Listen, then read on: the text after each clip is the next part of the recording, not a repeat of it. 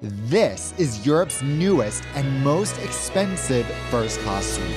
Air France has just unveiled its brand new La Première suite, and people have mixed feelings. My Instagram has been filled with hundreds of DMs, most of which more or less echo the sentiment WTF. The prices for this product that I'm about to share will shock you and makes me ask, what is Air France thinking by introducing this seat? Is it better than it looks, or is this a massive flop? Join me, Dan, a self-funded decade-long airline reviewer who has flown almost every major first class on my own dime, including La Première. Stay tuned for the end to hear my truly unfiltered thoughts on this new product. Good morning. My goodness, it is freezing. I have not felt this in several months. I am heading from Paris, Charles de Gaulle, into the center of the city because today we are gonna witness something very exciting.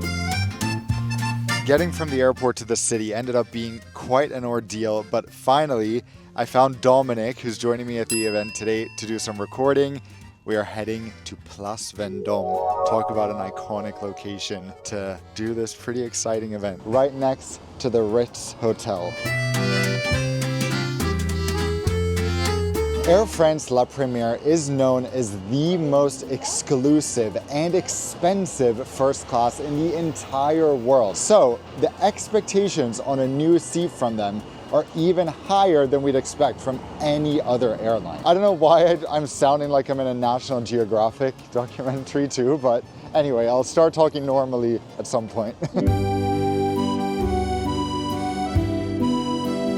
So the event starts with a 1-hour tour of the various showrooms, prior cabins and stuff like that from Air France. And after that, we get to see the seat. So we still have to wait an hour before we get to see what Air France is planned.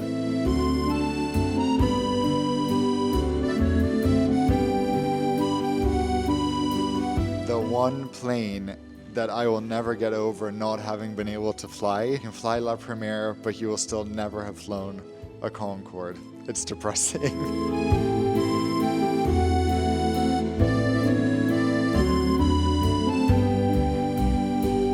We have made it inside the reveal room, and based on how big this red section is that the seat is hidden behind, I expect the seat will be absolutely massive. Just look at this. By the way, unlike seemingly many people at this event, Air France did not provide my flights to Paris. I paid for those myself. They also didn't provide hotels, transportation, or any other freebies whatsoever, meaning I don't feel like I have any obligations to sugarcoat things. Stay tuned for the end of the video where I will be sharing my brutally honest thoughts. Time to taste some of the La Première food with some special guests. Okay, how is it? Is it the best thing you've ever had? One of. Okay. But the thing underneath there, I don't know what it is. It's like anisey. What, like licoricey? Yeah, licoricey. Oh, you don't like lobster? Usually I don't eat lobster, right? Oh, but really? today is a Special exception. day. Yeah. I think my lobster standards is really good, yeah. Okay. It looks like cheesecake. That's good. Yeah? Is it egg, do you think? It's like, yeah, it's kind of souffle-ish. Yeah. Following speeches in French by Benjamin Smith and Anne Rigal, CEOs of Air France-KLM Group and Air France respectively, the red La Première wall turns around to reveal the seat, and everyone in the room is thinking the same thing.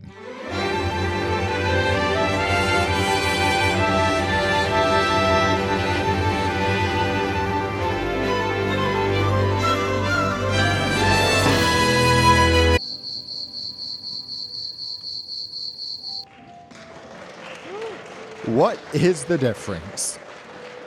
Initially, it's hard to tell, and I say that as someone who has flown the existing La Première seat. So on first glance, I really didn't think the seat had a separate bed because that's not the appearance it gives off. You think that the actual seat where you sit reclines and you get a very long bed, but in fact, it's unlike any kind of seat mock-up, seat concept I've ever seen where the foot sofa basically turns into a bed as opposed to the seat you're sitting in, which is really cool because it gives you an option to sleep and then get up and sit if you want to eat without changing your bed. Very, very unique. What we need is a closer look. All right, so the time has come for our moment in the new La Première suite. And just settling down, a big difference, a thing that's very unique on Air France that I noticed here is that the chairs not as wide as many other first class seats, but it's also more of an actual chair than an airplane seat, which is interesting. Very, very comfortable. And now that I sit here, I can tell what they were saying when they said the seat is so unbelievably long. I just flew the new Lufthansa Allegris first class, which definitely felt like a wider suite, but here the length is just indescribable unless you're sitting here. And what's interesting, at first I was thinking, hold on, how does this recline? But in fact, the bed is down there. So this section of the seat reclines, which I want to try out.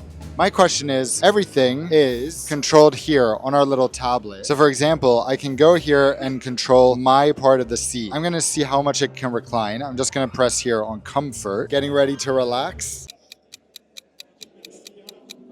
Okay, so I think this is as much as we can recline, which is very comfortable. Certainly not a position we can fall asleep in, but it's interesting. We have this concept on quite a few other airlines. If you think Singapore Airlines A380 suites, the seat you're sitting in also actually only reclines about this much. So I'm going to return to upright, and then we are going to check out the actual bed, because that is the part that interests me and a lot of people. It's kind of like two seats in one when I think about it. And I'm going to show you the bottom seat here.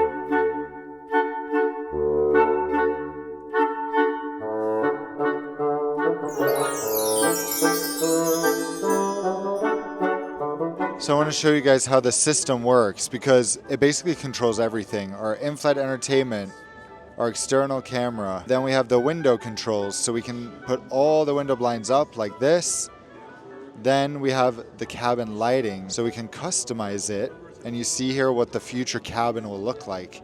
That's a nice little sneak peek, right? And then we just have the different recline modes. So what I can do is I really actually want to try this bed. So it's supposed to be one click and it starts adjusting, although I think I'm messing with it a bit. Okay, so the seat back goes up, funnily enough, and then it starts extending. So any minute now, in front of this big crowd, I'm gonna be moving forward. Obviously there will be bedding. There will be a mattress pad. There will be a real blanket. But this is so funny. You'll be laying with your head toward the cockpit and your feet toward the back of the plane.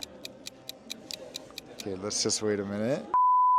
Wow. So they told me what's so interesting is that everything is synced. For example, when you recline this, if your chair is reclined, that will automatically move back. And then I noticed when I reclined the seat, for example, the light in here turned off. So there's a very good attention to detail. Now comes the really awkward part in front of everyone where I need to lie down. But, okay. Yeah. I'm not going to lie down for too long, but very wide, very spacious bed. I'm 187 centimeters or 6'2". The seat is more than long enough. So I'm sure with the wonderful Air France bedding, even now it's very soft. It will be super comfy. Although the existing La Première seat was like the most comfortable airplane bed I've had, or one of the most. So I think in that department it's good. Okay, so down here we have the spot where we're supposed to put our carry-on luggage, an absolutely massive storage bin, which is awesome because a sort of pet peeve I have sometimes in first class is when airlines make you store your bag outside your suite. So you have to leave the seat to access it. Here, if we close the curtains, it's still inside, which I really appreciate. Then down here, we have another little storage bin. Actually, it's not little at all. It's pretty massive. In addition to that, outside, we have a closet where we can hang jackets, maybe your clothes once you've changed into pajamas. So there is a ton of storage in this seat, in addition to our storage right down here where we have a charging port. And yeah, it's just beautiful.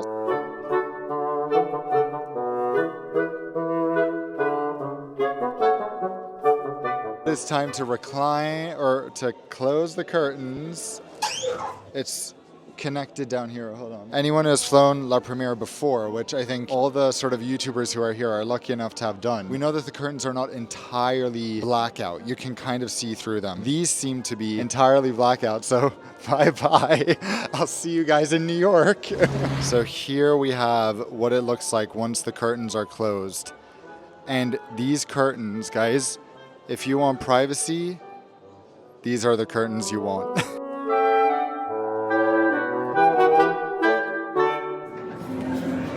Get out of here. How was your flight? Oh my god, I'm so well rested and relaxed, but I'm also broke. Is this Nonstop then approved?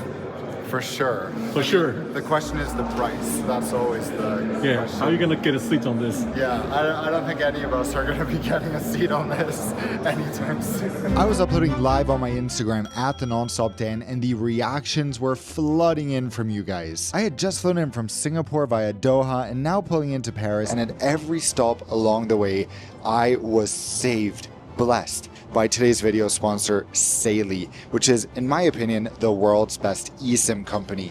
What is an eSIM? It is basically the easiest way to get mobile data when you're traveling. Saily works in over 200 destinations, so you will be covered without needing to get any physical SIM, go to a booth to sign up or to a telecom provider.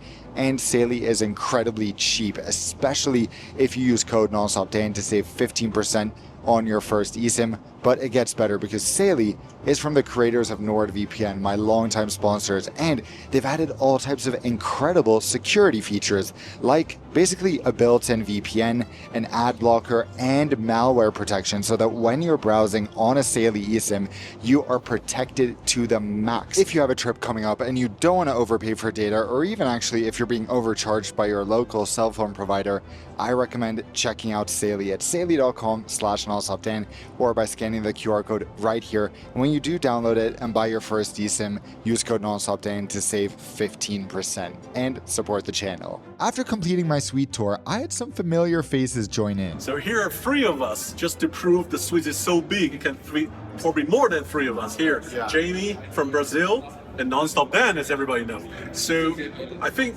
what's nice about the La Première is that feeling you could have more than a guest in your suite, that you can still not feeling crowded and you can have your own space to each other, right? Dan, tell me about your feeling about the La Première. So what I think is really exciting about where first class is going now that airlines are reinvesting in first class is that each airline is introducing a very unique product. So while before many seats were kind of similar, we have a lot of airlines that have a 242 suite with a kind of a closing door.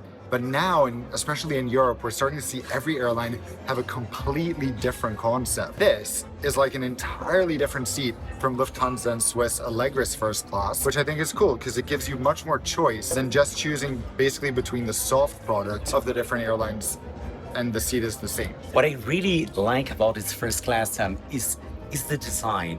When you see the curves, this seat, for instance, you could have this on your living room.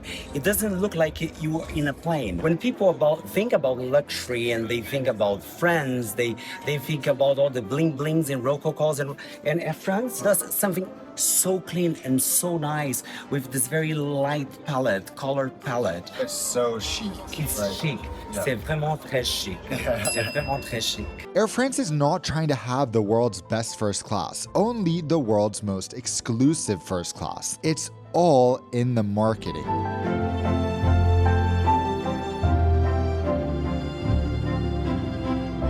Before leaving, I grabbed CEO Benjamin Smith, who reluctantly answered a few of my questions. Benjamin Smith, CEO of Air France-KLM. Can we expect to see this new suite on any aircraft other than the 777? Not yet. Okay. So this suite is we're going to redo and introduce this suite on all the aircraft that have our current first class La Première product. But we are going to add more. We're going to introduce 777s or more? on 777. The group has over 80 777s in the fleet. Obviously, we're not going to do this on the whole fleet. We have 59 777s at Air France, and we will add this on more aircraft. Okay, can you hint any destinations that don't currently have La Première that might get La Première? Well, we're going to add some destinations in the U.S., probably 2 or 3. Okay, I'll have to do some guessing myself. Well, it's not that hard. And so where the economy is the strongest, Exactly. and where is the Air France brand best known, Yeah. and where is the destination Paris that important? Exactly. There were some destinations we operated in the past in the U.S. where we don't, so Right. that can give you a hint. And then also, if you look at the GDP per capita in some of the big U.S. cities, that's where this usually works. All right, interesting. All right. Okay, it is the next day. I am not in Paris anymore. I am in the first class lounge of Qatar Airways, the Al Safa lounge. I have a lot of thoughts, and the reason I'm here is because I paid for my own tickets to and from Paris. Air France didn't give me any free flights, any free rides within Paris, not a complimentary hotel. I paid for my own hotel, my own flights on Qatar Airways to or from Paris, and now I happen to be here enjoying another airline's first class lounge in my free bedroom that I get as a passenger. And this brings us to the crux of Air France La Première, which is the value for money. So I have my laptop here because I've brought up a few example fares just to show you guys what type of price difference we're talking about when it comes to Air France versus other airlines. So one example I wanted to pull up is London to Singapore. La Première is offered on very limited routes at the moment. That's why I chose this one, because this is their only route to Southeast Asia. $4,300 the whole way in Etihad A380 apartments. Emirates first class, $6,660. Singapore Airlines first class starts at $7,800.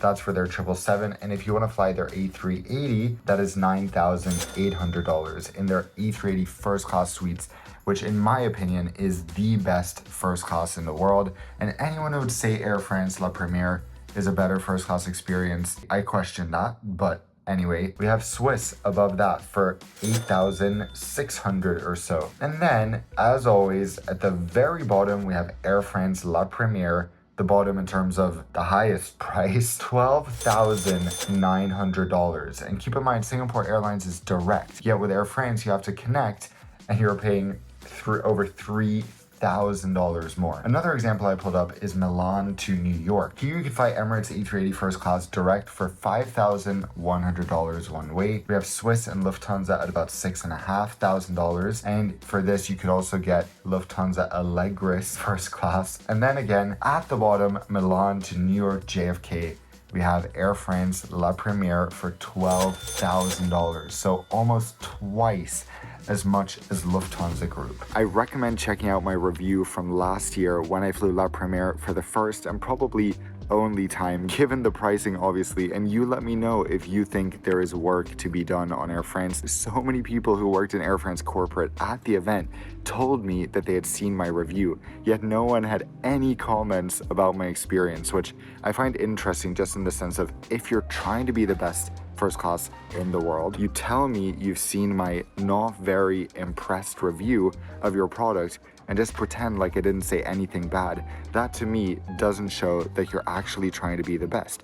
You're trying to brush things under the carpet. You know, people talk about Air France's ground experience like it's the best thing since sliced bread. But look here, I'm in a free bedroom in the first class lounge while flying Qatar Airways, in a lounge, by the way, that is much more breathtaking. Yet there, in addition to the huge premium Air France is charging, you need to pay 800 euros per person for 3 hours to get a bedroom in their lounge. So if you want a bedroom for, let's say, 9 hours, you can actually sleep. For 2 people, that's gonna be 800 times 6. My number one priority is just saying what I think.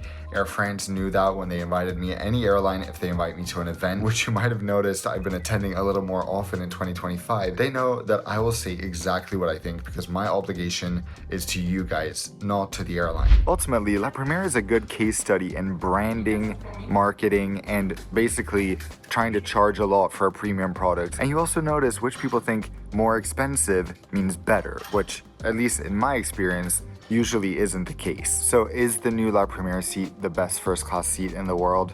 Of course not. Is it a fantastic seat? Yes. So I think it ultimately comes down to this.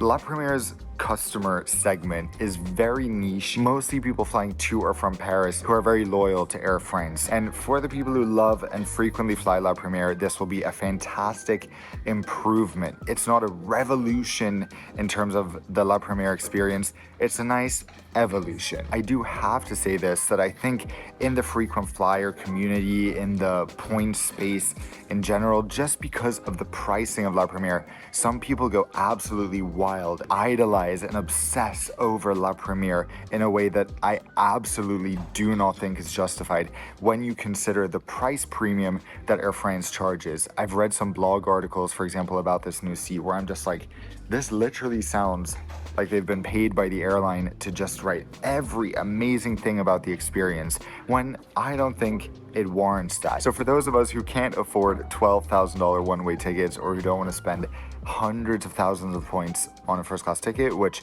from what I hear, you won't even be able to redeem points for the new La Première, I would like to reassure you that Air France La Première doesn't have to be on your bucket list, especially not on the top. There are so many much more affordable first class products that you can experience that I think you will frankly enjoy more than this massive splurge. At least in my experience, when I splurge so much as La Première requires, I always kind of end up being disappointed because you expect something that is just too good to basically achieve. Again, for the people who are flying La Première, this will be great. But for those of us who are a bit more normal, I don't think this new seat is anything that makes me say, wow, you need to run and try La Première. But ultimately, I don't think that was Air France's goal with this anyway. So on that note, thank you for joining me on this adventure to Paris. It was truly such a treat and such a fun experience. And let me know what you think about the new seat down below.